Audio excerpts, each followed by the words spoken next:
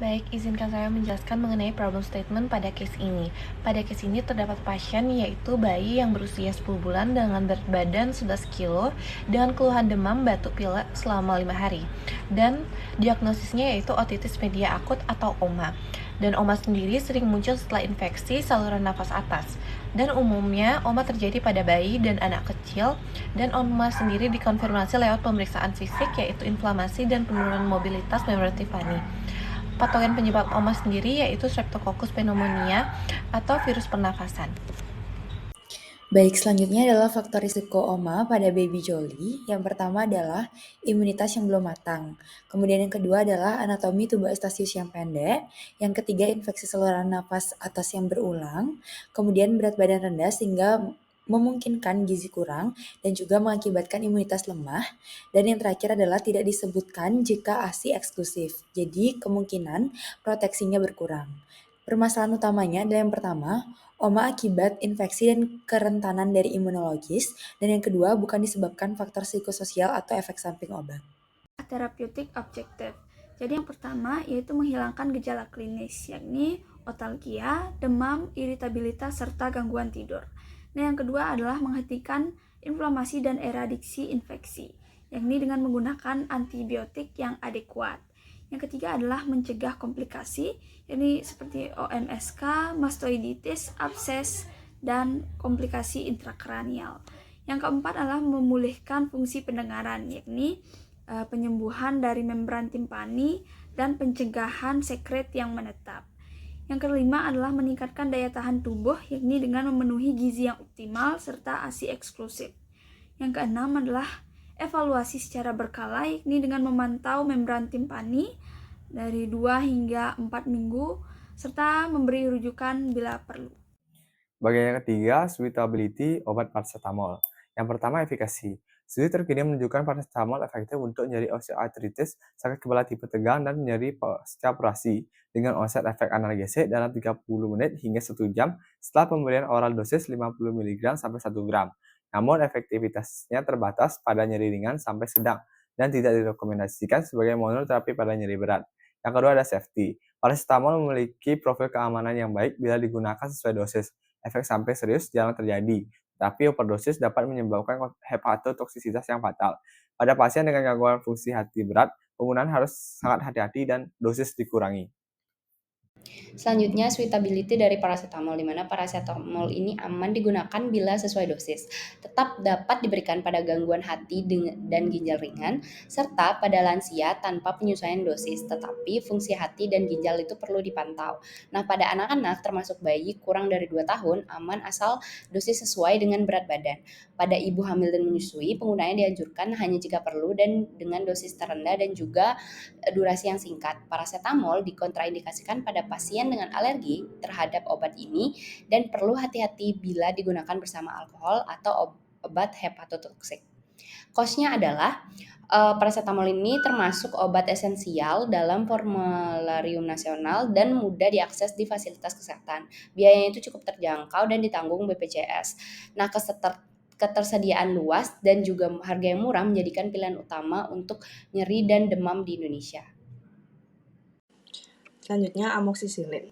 Amoksisilin adalah antibiotik golongan aminopenisilin yang bekerja luas terhadap bakteri gram positif dan beberapa gram negatif, serta efektif untuk infeksi saluran nafas, saluran kemih, kulit, dan eradikasi Helicobacter pylori. Karena spektrum aktivitasnya dan penggunaannya yang luas di layanan primer, amoksisilin menjadi pilihan utama dalam pengobatan berbagai infeksi bakteri umum. Amoksisilin umumnya aman dan ditoleransi baik, dengan efek samping ringan seperti mual, diare, atau ruam. Namun, infeksi berat seperti anafilaksis dapat terjadi pada individu dengan alergi terhadap penisilin. Penggunaan harus dihindari pada pasien alergi beta-laktam dan interaksinya dengan warfarin, serta allopurinol perlu diperhatikan karena dapat meningkatkan resiko perdarahan dan ruam.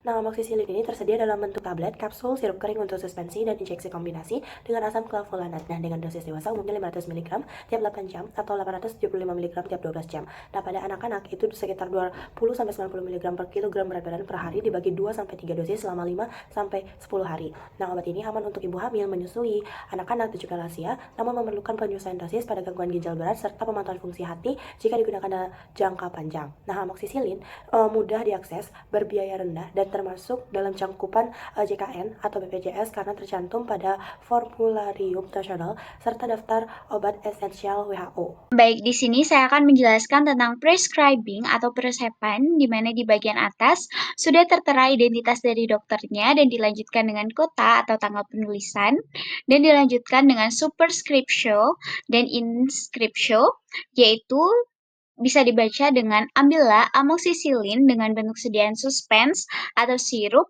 125 mg per 5 ml, tandailah 6,6 ml setiap 3 kali sehari setelah makan selama 5 hari, dan dilanjutkan dengan paraf dari dokternya.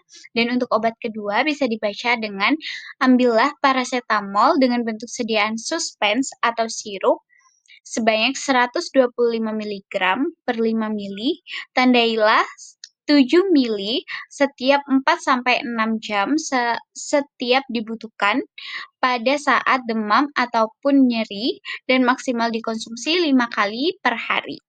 Dan dilanjutkan dengan paraf dari dokternya, dan di bawah sendiri sudah tertera identitas pasiennya dengan nama pasien Baby Jolly, umurnya 10 tahun dengan berat badan 11 kg, dan beralamat di Jalan Pandu nomor 2A Hayam Wuruk, Denpasar Timur.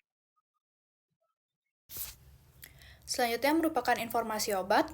Obat yang akan dikonsumsi oleh Baby Jolly adalah paracetamol sirup dan amoksisilin. Paracetamol memiliki efek menurunkan demam dan nyeri. Sediaan sirup akan memudahkan obat ini untuk dikonsumsi Baby Jolly dan dapat memudahkan orang tua pasien untuk memberikan dosis yang sesuai dengan kebutuhannya. Selain demam, Baby Jolly ditemukan mengalami batuk dan pilek yang disebabkan oleh acute otitis media yang dideritanya. Infeksi ini dapat disebabkan oleh bakteri Streptococcus pneumoniae, sehingga diperlukan pemberian amoksisilin yang merupakan golongan antibiotika untuk menangani batuk dan pilek yang disebabkan oleh infeksi. Untuk instruksi pemberian obat amoksisilin dapat diberitahukan kepada orang tua pasien bahwa obat diberikan dalam dosis 6,6 ml, diberikan 3 kali sehari setelah makan. Penggunaan obat ini diberikan selama 5 hari dan jangan hentikan obat meskipun gejala sudah membaik. Baik, untuk penggunaan paracetamol sendiri itu ada dosis 7 ml diberikan setiap 4-6 jam sesuai dengan kebutuhan jika demam atau nyeri, lalu maksimal tuh 5 kali dalam 24 jam. Dan tidak perlu diberikan jika suhu tubuh kurang dari 38 derajat Celcius dan bayi tampak nyaman. Terima kasih. Selanjutnya ada peringatan dan keamanan obat. Yang pertama itu perhatikan gejala yang membaik, di mana demam itu biasanya turun dalam 1-2 hari setelah antibiotik mulai, lalu nafsu makan dan aktivitas juga akan membaik bertahap. Lalu untuk efek samping dari obat yang diberikan adalah amoksisilin itu akan memberikan diare ringan atau ruam kulit, di mana tuh bila muncul bengkak, sesak nafas, ruam menyebar cepat, itu tolong dihentikan obat segera dan segera ke fasilitas kesehatan jika itu ada tanda alergi. Lalu ada paracetamol, itu aman jika sesuai dosis, jika overdosis dapat merusak hati. Lalu waspada jika demam tidak turun setelah 3 hari, bayi makin rewel, tidak mau makan atau minum, muntah terus, atau keluar cairan dari telinga. Dan jangan memberikan obat tambahan, misalnya antibiotik, tanpa konsultasi dokter. Terima kasih. Selanjutnya adalah monitoring dan juga stop terapi. Monitoring bertujuan untuk memastikan efektivitas terapi, mendeteksi dini komplikasi, serta menilai respon tubuh terhadap pengobatan. Yang pertama ada monitoring klinis seperti suhu tubuh, apakah demam, lalu apakah ada gejala respirasi, apakah ada batuk pilek, dan sebagainya. Yang kedua ada monitoring telinga oleh tenaga medis, di mana ini dilakukan otoskopi untuk menilai. Ketiga ada monitoring efek samping obat, seperti jika bayi alergi terhadap antibiotik atau jika menggunakan antibiotik sistemik, pantau efek ke depannya. Selanjutnya adalah stop terapi, di mana ini merupakan penghentian terapi dilakukan berdasarkan kriteria klinis dan pemeriksaan fisik. Ada penghentian antibiotik, ada penghentian analgesik atau antipiretik, dan yang terakhir ada follow up pasca terapi. Baik, perkenalkan nama saya Gustia Ketut Chandra Dewi Sri Rahayu dengan 3 digit intrain 021.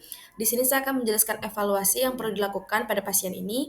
Yang pertama ada evaluasi yaitu pemantauan respon terhadap terapi. Evaluasi dilakukan dengan memantau perbaikan demam, batuk, pilek secara harian, serta menilai respon terhadap terapi untuk mendeteksi adanya kemungkinan resistensi atau enggak komplikasi. Kemudian, yang kedua ada penilaian efektivitas obat.